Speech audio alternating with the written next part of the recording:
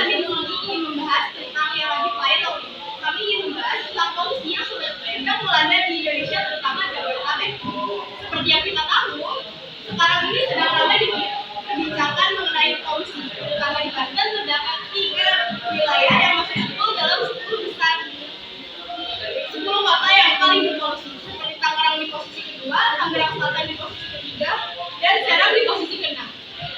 Banyak upaya dari pemerintah, salah satunya adalah WFH. WFH sendiri banyak pro dan kontra bagi masyarakat. Dan di sini kita sudah bersama para narasumber dan para ahli yang akan menemani kita dalam pembicaraan kali ini. Di tim kontra ada Ibu Siti Sabrina sebagai DPR Komisi 4, Ibu Raisya Dita sebagai anggota DPR Komisi 7, Ibu Keisha Indah Kirani sebagai DPR Komisi 3, Bapak Rizky Maulana sebagai pegawai kantor, dan di tim pro ada Ibu Nesya Putri sebagai Menteri Kesehatan, Bapak Kenan Rais sebagai pegawai kantor, Bapak Orsigan sebagai Menteri Agama. Dan di tim ahli ada Ibu Kaila Sakina Amani sebagai pengamat kebijakan publik dan Bapak Ega Jusri sebagai ahli partai. Jadi kita akan mendengarkan pendapat dari tim kontra terlebih dahulu. Perkenalkan, nama saya Keisha Indah Kirani.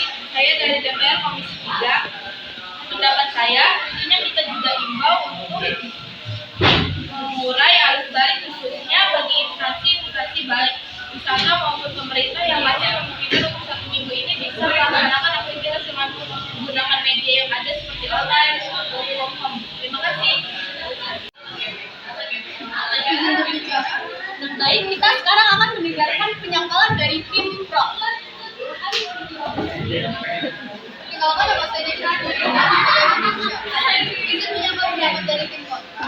Menurut saya, pencemaran udara memiliki dampak terhadap kesehatan. Contohnya adalah gangguan saluran pernapasan, penyakit jantung, berbagai organ, gangguan reproduksi, dan hipertensi masih merupakan tantangan besar dalam kesehatan yang penting untuk pelayanan primer. Hipertensi merupakan meningkatnya tekanan darah dalam pembuluh darah dan kementerian organ tertentu. Hasil riset dalam menunjukkan bahwa relasi dari semua orang meningkatkan. Sekian dari saya. Baik, dari tim kontra, apakah ada penambahan lagi? Perkenalkan, nama saya Raisya Dita Wibizari. Saya di sini menjadi DPR Komisi 7. Menurut saya, WFH bukan solusi terbaik untuk mengurangi masalah polusi karena udara di Jabodetabek bukan disebabkan oleh faktor tunggal saja. Masalah ini adalah kombinasi kemungkinan dari PLTU yang berbasis batu bara, yang keduanya industri di Jabodetabek. Karena juga ada masalah transportasi. Maka menurut saya WFH bukan solusi terbaik karena walau sudah dilakukan WFH, polusi tetap tidak berkurang. Terima kasih.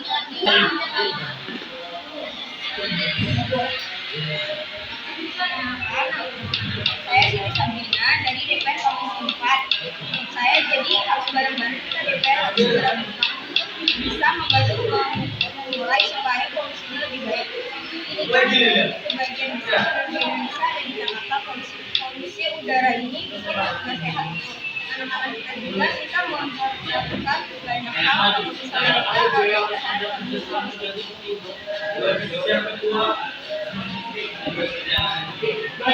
Nama saya Sabrina. Saya setuju dengan pendapat Sabrina. Sebagai seorang pegawai negeri yang bekerja dari rumah atau WFH, Anda akan memiliki beberapa tanggung jawab dan kesehatan yang diatur dalam kontrak. Ini mungkin yaitu jadwal kerja, tugas dan tanggung jawab, komunikasi, lingkungan kerja, dan keamanan data.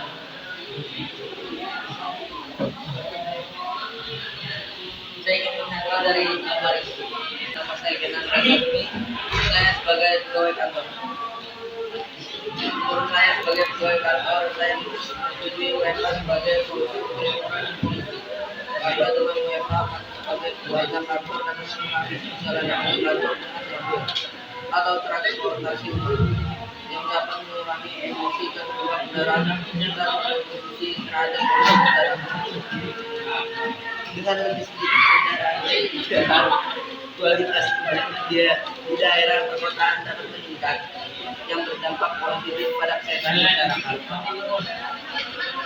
Saya lebih keluarga ini, saya sangat setuju dengan pendapat Gina, dan saya mengatakan WFH juga menjadi solusi untuk pengurangan kesehatan WFH karena WFH dapat mengurangi penggunaan berat badan karena kantor seperti pendingin keuangan dan juga dapat mengurangi dampak negatif terhadap lingkungan. Nah, itu dia adalah pendapat-pendapat dari tim pro dan kontra. Jadi kali ini kita akan mendengarkan dari Saya Iga Jusmi sebagai ahli paru. Menurut saya, beragam cara pun dijajal untuk menekan sederet efek buruk paparan polusi. Salah satunya berkenaan dengan risiko masalah pernapasan pada masyarakat yang masih harus berhadapan langsung dengan udara melalui ruangan. Dampak pencemaran udara dari asap kendaraan, asap pabrik, asap rokok, dan lain-lain bisa memicu terjadinya gangguan pernapasan seperti asma, ispa, dan kanker paru-paru. Sistem kerja dari rumah atau WFH, misalnya, kini mulai diberlakukan oleh sejumlah sektor demi menekan risiko adanya paparan polusi udara. Salah satunya, sejumlah ASN di DKI Jakarta mulai melakukan uji coba WFH. Menanggapi upaya tersebut, menurut saya bahwa WFH sebenarnya hanyalah salah satu dari solusi jangka pendek dari permasalahan polusi udara di DKI Jakarta. Bersama dengan itu, pasti diperlukan intervensi untuk jangka waktu panjang. Di samping itu, saya juga mengingatkan masyarakat Jabodetabek untuk terus menjaga imunitas demi menekan risiko penyakit akibat paparan polusi. Di antaranya dengan membiasakan menjaga asupan makan dan pola tidur teratur. Terima kasih. Perkenalkan, nama saya Laila Sutina Mani. Saya sebagai pakar kebijakan pemerintah kebijakan publik.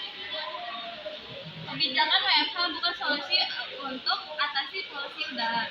Kebijakan bekerja dari rumah atau work from home bukan solusi jangka pendek untuk mengatasi polusi udara di Jabodetabek. Mengenai polusi ini, konteks jangka pendek bukan WFH. Pemerintah semestinya mengoptimalkan uji emisi gas buang kendaraan bermotor sebagaimana diatur dalam Peraturan Gubernur Nomor 66 Tahun 2020. Selama ini, aturan tersebut belum diterapkan secara maksimal sehingga berakibat pada buruknya kualitas udara di ibu kota. KLHK klaim polusi udara Jakarta bukan dari PLTU di Surabaya. Selama ini kan tidak dilaksanakan secara sungguh-sungguh.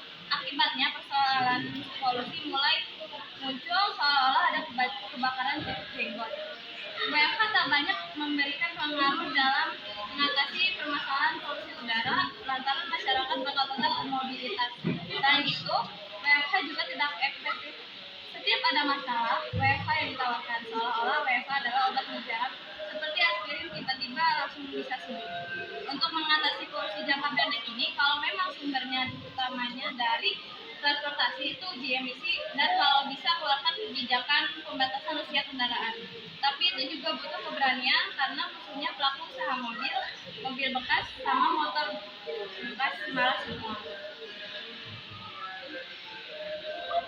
Presiden Joko Widodo menyebut kualitas udara di Jabodetabek sepekan terakhir buruk. Dia memerintahkan anak buahnya untuk melakukan aksi tanggap. Salah satu kebijakan Jokowi dorong adalah pembatasan jumlah pegawai ke Jabodetabek. Dia mempertimbangkan opsi penerapan WFH. Pemerintah Provinsi DKI Jakarta pun bakal menerapkan kebijakan WFH setelah diberi arahan oleh Presiden Jokowi terkait polusi udara Jabodetabek. Pejabat Gubernur DKI Jakarta, Heru Budi Hartono, mengatakan kebijakan itu masih dalam tahap usulan. Dia berharap Pemprov DKI Jakarta memulai kebijakan tersebut dan diikuti oleh lembaga negara lainnya. Tentu DKI punya pertimbangan khususnya terkait soal WFH, tetapi Kementerian RI sedang menyiapkan secara komprehensif.